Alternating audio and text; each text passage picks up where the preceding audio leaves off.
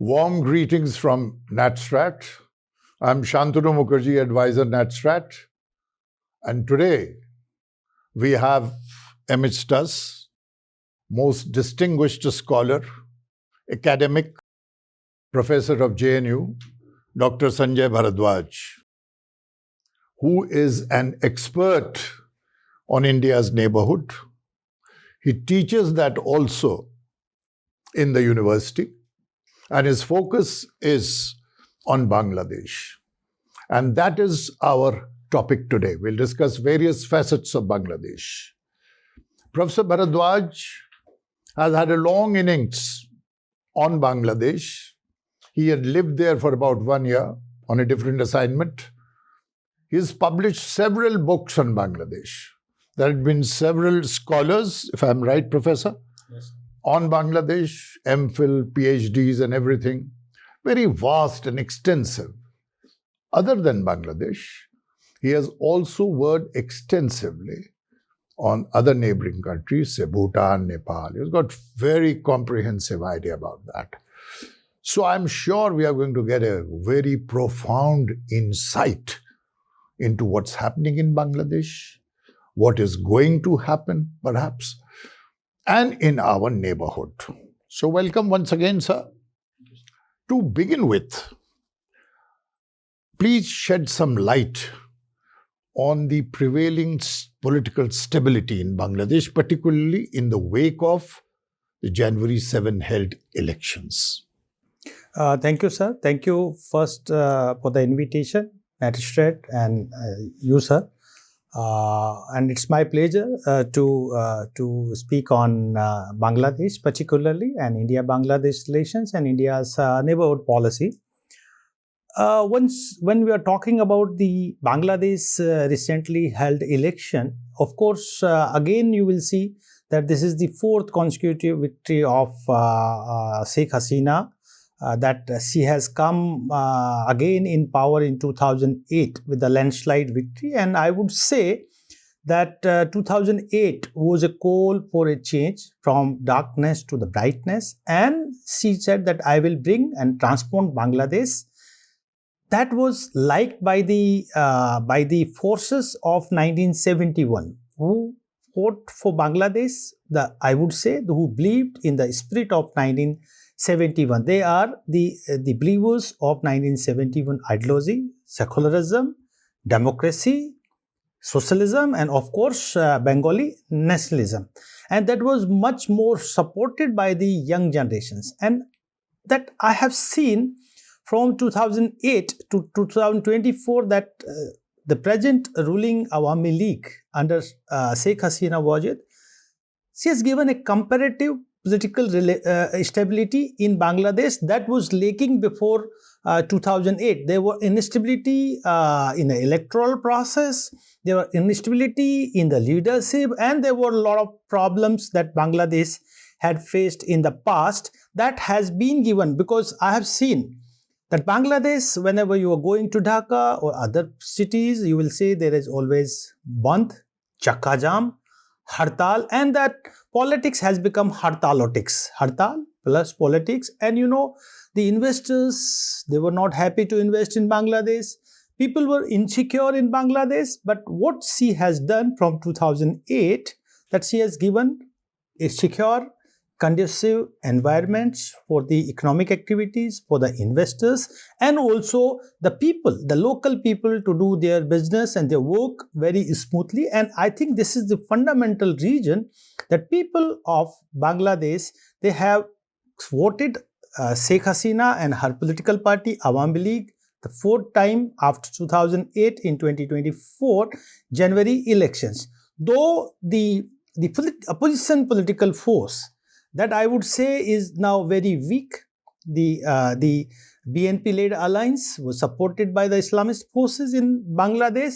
They are very weak, and they had made the second mistakes, I would say, first in 2014 that they boycotted the election, and again in 2024 that they boycotted the election, and of course it has given a free walk or you can say easy victory to Sheikh Hasina. If they would have participated in the elections, I think that opposition would have been a strong opposition, and then would have been the democracy had been more strengthened for the future. Okay, I'm sorry to stop you. You sometime back you said that there were chakka jams and the politics was mixed with traces of hartal and everything. So it was what you meant perhaps was it wasn't so stable. So like I began with, so you think today, after the successive elections since 2008, now today there is a fair amount of stability prevailing in Bangladesh.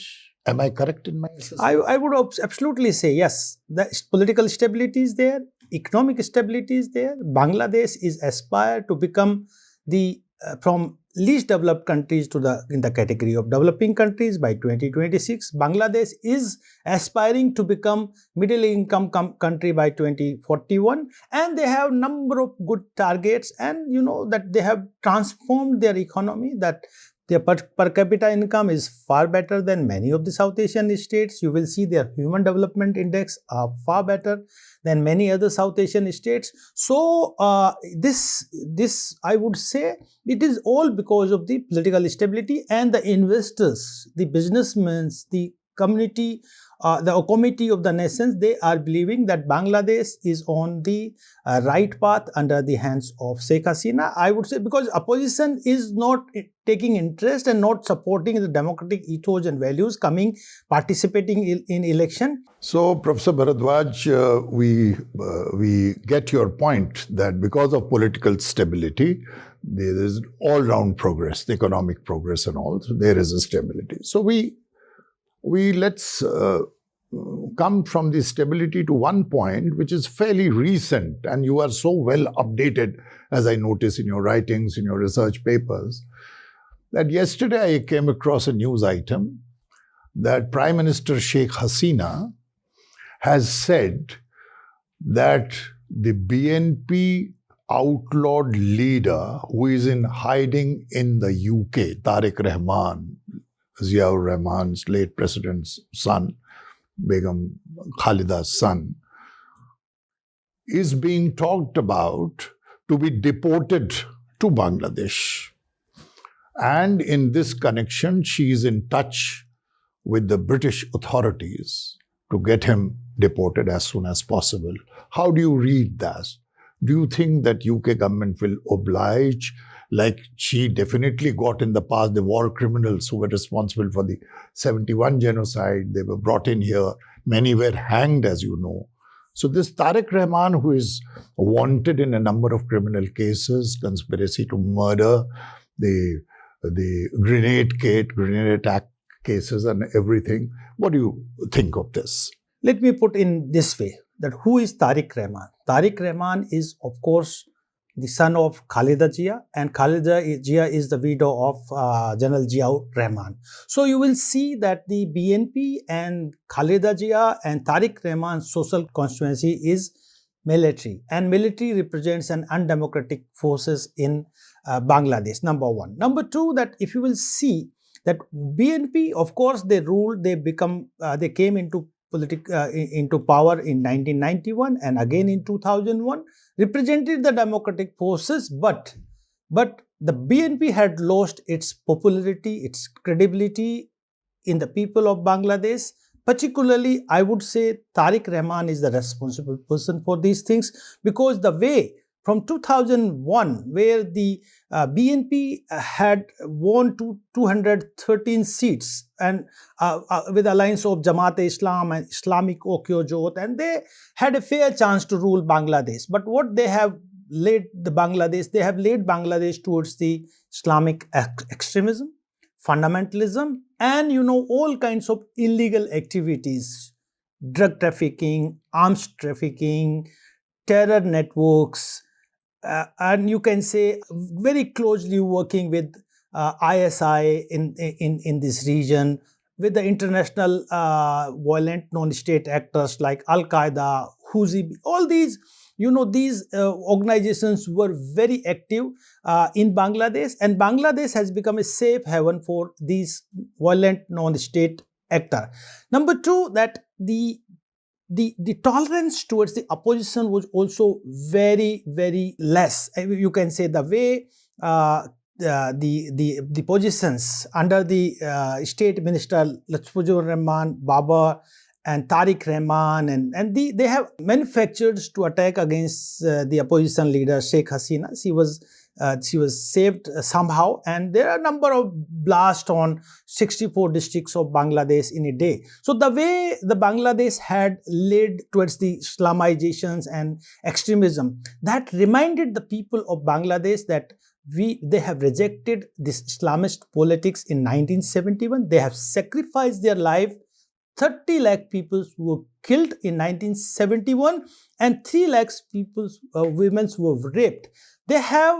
This has been clearly manifested that BNP under the leadership of Tarique Rahman particularly is representing the forces of 1947. The forces of 1947 is an alliance between the Islamist as well as the communist forces that I would say representing the ideology of Maulana Bhashani. Bhashani was also pro-Chinese and pro-Islamist and doing the politics. So that was not liked by the people, and this is the reason that Tarique Rahman, who is now under trial, had been prosecuted in number of cases, had gone on exile, living in London, and he should be tried because he represents the forces of 1947, he represents the forces who collaborated in 1971 in the mass killing or atrocities and genocides that has been taken place. And now he was also protecting in the past when the trial against these war criminals was going on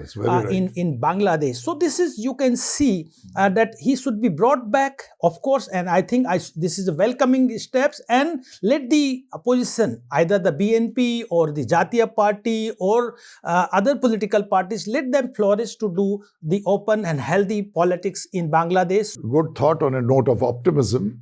Now you mentioned about the rise of fundamentalism, and you also mentioned about terror. Now you please, our viewers would be keen to know about the recent rise of fundamentalism. Terror, I would say, after the 1st July 2016, that Holy Artisan Bakery terror attack, we have not really seen any spurt in terror or kind of thing. That could be attributed to, number one, people are more alert, government is alert, or the counter-terror mechanism is in place, so they are able to contain it, which the credit must be given to the authorities concerned. Still, we see a role of madrasas. We see the activities of Jamaat-e-Islami, which stands defranchised, if I am correct. Then Hifazat-e-Islam, which is a 14-year-old party which was born in Chittagong, had been raising its head. We have seen statements, some killings in 2013 and all, against the liberals and the seculars. And also we noticed that there were allegations about Hifazat-e-Islam receiving support from a section of those in power, particularly when they went on a rampage, breaking the statues in Supreme Court and all. So in brief, how do you see that? You have correctly pointed out some of the actors who are involved in extremism and fundamentalism, rise of extremism and fundamentalism in Bangladesh, and the factors that had led these kinds of intolerant and extremist activities in Bangladesh. That those Bangladeshis, that they have reacted all kinds of forces time and again. In 1952, you can see, in 1971, you can see, in 1989, and then into 111 is again, and then you can see during Shahbag movement, time and again that has been reacted against these Islamist forces. But I would say very clearly that I do find fundamentally three basic regions of Islamizations or rise of fundamentalism in Bangladesh particularly. I would say at the macro level, while you're looking, that the people of Bangladesh, they have sacrificed their lives for the spirit of 1971, that I have already talked about, secularism, inclusive political system, democracy and all that, had been targeted and had there were significant constitutional amendments were made, the 5th constitutional amendments and 7th constitutional amendments and 8th constitutional amendments, where secularism was replaced by the word Almighty Allah. The word that has been incorporated in Article 25(2) that expresses solidarity with the Islamic world, that Bengali nationalism has been replaced by Bangladeshi nationalism, and the freedom struggle of Bangladesh was replaced by war of independence. The way that the macro level, the political regimes, particularly Jawaharlal Rahman had started in 1971, Islamizing the political system or society of Bangladesh at the macro level. That has been supported by the petrodollars. You can say that close alliances with the Islamic world, because they have incorporated, made a special provisions to cultivate relations with the Islamic world, and they have been supporting to the mosque culture and madrasa culture, and that could not come out with the modern educations that the Bangladeshis were looking. So at the macro level, these are two fundamental factors, but the most important factors had been the two others that been recently witnessed. One is that meso level. I would say, what is the issues that Bangladesh, they are Bengali, they are intellectual, they are Prabhuddha work. You can say that Renaissance comes and then the knowledge comes first in Bengal and then goes to the other parts of South Asia. These people, they have started, particularly the Maulvis in the madrasas, they have started teaching Islam, misinterpreted Islam and Islamic ethos and values. Quran has been misrepresented and misinterpreted at number of the places, and the religion has been become a source of conflict instead of source of peace, because religion has been known as a source of peace in this South Asia, either any religion. But the most important factors that has been, particularly in the recent past, I can say, is that the micro level, the people, they were not much aware about these kinds of things. But what happened when the society, when the people, when they skilled, semi-skilled and unskilled labor forces, they have started going to Gulf countries, and they have come close to the Hanabali, or I'll say that the Arabic Islam. They have found the contradiction with the Turco-Persian, because the Islam in Bangladesh is very inclusive, very syncretic, and that has been flourishing, and this has been contested with the Hanafi, because they are Hanafis, the Indo-Islamic cultures that has been, and when they are coming back, they have started authenticating their Islam with the Makkah and Medina, and this has become much more factors of Islamizations at the grassroots level, and this has become one of the major factors that the Islamic outfits had started doing their activities at the grassroots level, and that has gone in the bad taste of Bangladesh, that the Bengali, who have sacrificed their lives in 1971. Very good. Thank you for this, enlightening us on this. Now we shift gears and would like to summarize, expect you please summarize the state of BD economy now and what it is future for our viewers, so that we get an insight about how is it. Sometime back you said that it's doing very well in terms of statistics. So how is it now? You can see that how Bangladesh economy that has become very sustainable economy, resilient economy, and that it can be witnessed that the number of the economies in the world that had gone down during the COVID-19. And recently, you can see the number of conflicts, Russia, Ukraine conflicts and all that. But the Bangladesh economic growth has sustained from 5% to 6%, and that they are sustaining today. What are the major core areas, factors that Bangladesh economy sustained? I would say, and I will link with the Islamic fundamentalism as well, because the women are very strong force in Bangladesh that resist against the Islamist forces. Because that's a very strong point you are making. Yes, women are contributing significantly in Bangladesh economy, society and polity. While I'm talking about economy, you can say the ready-made garment is the largest export item for Bangladesh, earns a lot of foreign remittances from the ready ready-made garments, and the women are the largest workforce. They are contributing. Number two, that you will see that remittances from the migrant workers, they are also contributing significantly. All that male, female, they are working outside of the country. They are contributing about $21 to $22 billion today in Bangladesh economy. Third, very important, that number of programs like microcredit programs in BRAC, poverty, the women are very actively working and doing small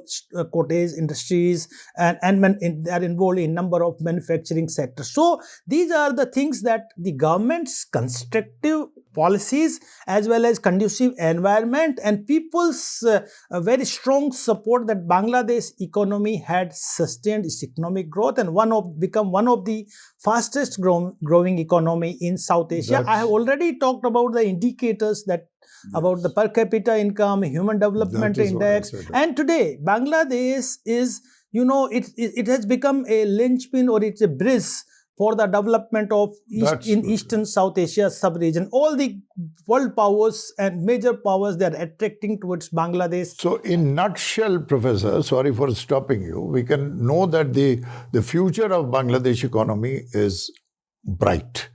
And correct. It's going to prosper, and it is showing an upward trend. Can I take it? Yes. Yes. Wonderful, wonderful. Now you have dealt very comprehensively on the economic activities which is currently happening in Bangladesh. Now, from these internal politics and the state of affairs we were discussing, I'll take you to the external thing. You are an authority. You teach also foreign relations and all. So in one go, because you can say that recently there has been a warming up to China. There was Awami League things. Partymen, they had visited China. There is a regular, if you recall, in 1951 or 52, Sheikh Hasina's father, Sheikh Mujib, as an Awami League leader, had visited Beijing. So is it something worrisome that Bangladesh is closing into China? And in the same vein, after you give your thoughts on that, let us know about its relations with, say, US, and more importantly, significantly, with its other neighbors, say Bhutan, Nepal, etc., and Bangladesh, because Bangladesh is, as you yourself said, is a very significant country in the South Asian region. Let me put in that way, because you have named all the countries, but yes, India is most important country, and you cannot see the Bangladesh relations in alienation, because India, if you will see the geography of Bangladesh, that Bangladesh is India locked, but India's northeastern states is also Bangladesh locked. So Bangladesh is geostrategically and geoeconomically very, very important. Number one. Number two, that while the other extra regional powers, if you're talking about the United States, yes, that has been very active actors and factors in Bangladesh particularly after 1975, you can say there were number of projects, that food aid, project aid, commodity aid, through those that they were actively working in Bangladesh.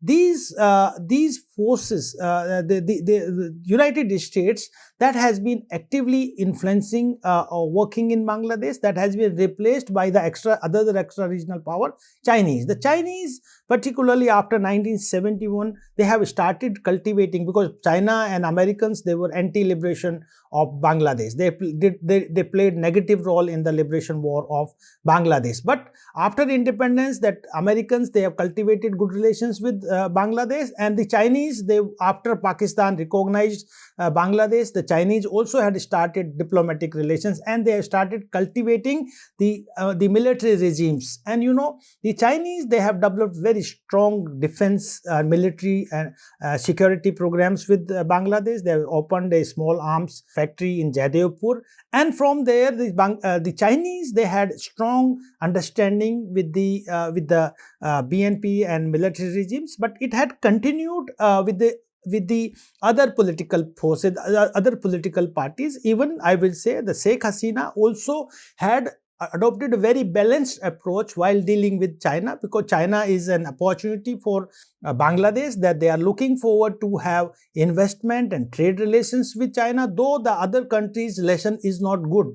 Sri Lanka, you have seen, had in that trap. Maldives is not also having very good looking the Chinese investment in Maldives. The African countries are also not they are very conscious about the Chinese investment. Even Nepal very conscious about the Chinese investment. But the Sheikh Hasina government, the Bangladesh government, the present government, they are very conscious about, and they are only entertaining those aspects, those investments, those establishments of Chinese which is not adversely impacting on Bangladesh basic structure. They are looking forward Chinese to invest, like Poda Bridge is a big investment that has come, connected 25 districts of Bangladesh, and the Karnfuli tunnel is also very important initiative that has been supported by Chinese. So they are using Chinese very carefully for positive, constructive developments, but they are not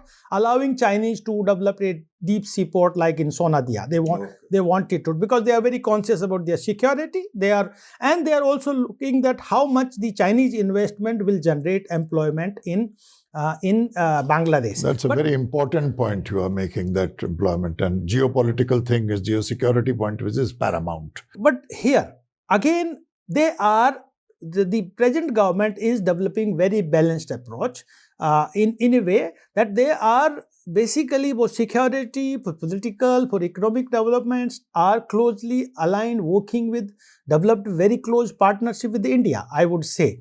With India, you can say, particularly while Sheikh Hasina came into power in 2008, the 2010, India and Bangladesh, they have signed a comprehensive developmental partnership agreement in 2010, and there they said that we will take all the bilateral initiatives in the regional framework, and there we will try to address all the irritants, critical issues what are between the two countries. And you can see the results that we have resolved the land boundary agreements. We have come out very good understanding about trade, border hearts, connectivity issues, energy issues, that all these areas are very strongly cooperated between the two countries. So I would say because Bangladesh reciprocated in a way, though India was not developing, cultivating relations with Bangladesh on the basis of reciprocity, because Gujarat talks about the non-reciprocity, and under that non-reciprocity, Ganges Water Treaty was signed in 1996. We have started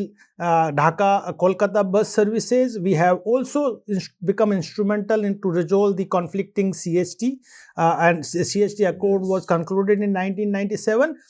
And because of the non-reciprocal relations that India developed, but most important aspect that earlier we used to deal with Bangladesh bilateral basis. That bilateralism has been transformed, converted, shifted towards the multilateralism. Let the other South Asian countries also connect come together in the developmental boards. And this is the fundamental reasons that we have come out with the BBIN.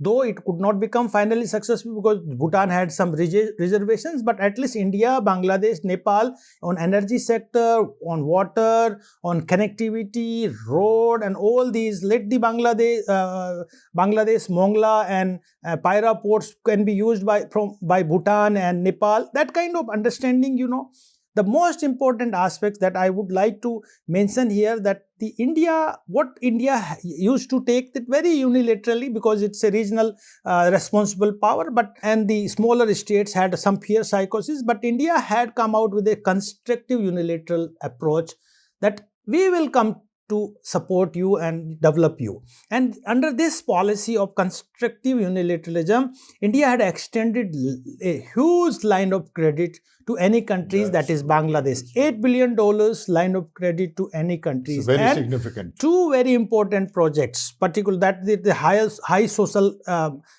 impact projects. One is Mongla to Khulna port, and then second is Akhura Agartala rail lines. These are two connecting points that has been developed by India, and you can see that number of sectors has significantly performing very well. I would give you very good example that Bangladesh Road Transport Authority, that was under loss earlier. When India has given double deckers, locomotive engines, and all diesel, Tata engines, buses, trucks, and all that. The Bangladesh Road Transport Corporation has now become a profit-making institution, and the people's working time reaching in the office has improved from 25 to 30% in Bangladesh. So you can see that India had reached to Bangladesh for its as becoming a developmental partners.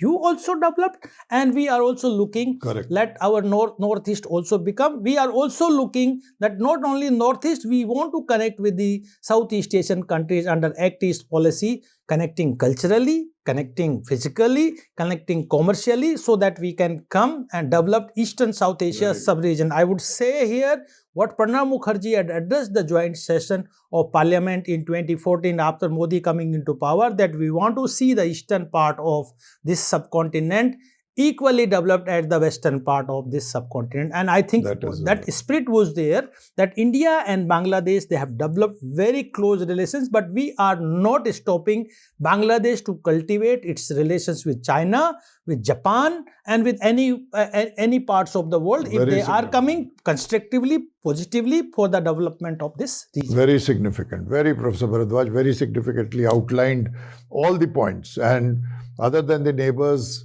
the other neighbors like Nepal, Bhutan, China, etc., we have dealt very well about the India's relations, existing relations. Last question to you is that being what I perceive as a security analyst, that this is Bangladesh happens to be the staunchest ally of India in South Asia. Very recently, we saw some very feeble, very faint anti-India campaign there about goods, and you had written also very extensively in the newspapers and all. And I guess that is running out of steam now. I hope that is not going to recur, and Indo-Bangladesh relations continue to improve day by day, and both remain as the strongest friends to each other in this region. What is your thought? I would say that these, India out and boycott India and all that has been done. They are inspired from Maldives, but Maldives is a different case. They were internal. Opposition was divided and fractured, and there were other factors who were responsible. Very small country. Bangladesh, this drive, these kinds of methods has been used by the political forces who have lost hope from within the country, that they are, because they are not having any kind of supports and legitimacy within the society. So they are trying to apply different theories and methods, and is not supported by the Bangladeshi people. I know that this was recently, and when the government and the people, they have hardly supported these things, and they understand that if you will boycott Bangladesh product, the inflation in Bangladesh will go 30% higher. And that would not be. All the basic, essential, perishable items are imported from India. Either you take the onion, garlic, Colgate, oil, everything. And because it is not because that Bangladesh is a poor and India is, because we have a very complex interdependencies. We are part of common ecological organic system, and we because of these dependencies, we cannot boycott each other in this age of globalization. We are looking forward to connect and bridge between the two people, what we have been divided in 1947 and 1971. So we are looking, and that's why we are opening new border hearts. The 6 border hearts has been, we've opened all the road and rail connectivity between the two countries. So I'm sure these people will never become successful who talks like these negative and propagates against the people. Very aptly put, sir. Very aptly put, sir. And that's a very good finale to our conversation. I wish we had more time and we would have continued more. Thank you very much, sir. Thank you, viewers, for your patience and watching us. And here I extend, on behalf of NatStrat, my warmest thanks to Professor Bharadwaj for sparing your very valuable time. Thank you for the invitation. And my viewers and myself, we stand hugely enriched by your very precious thoughts. Thank you, everyone.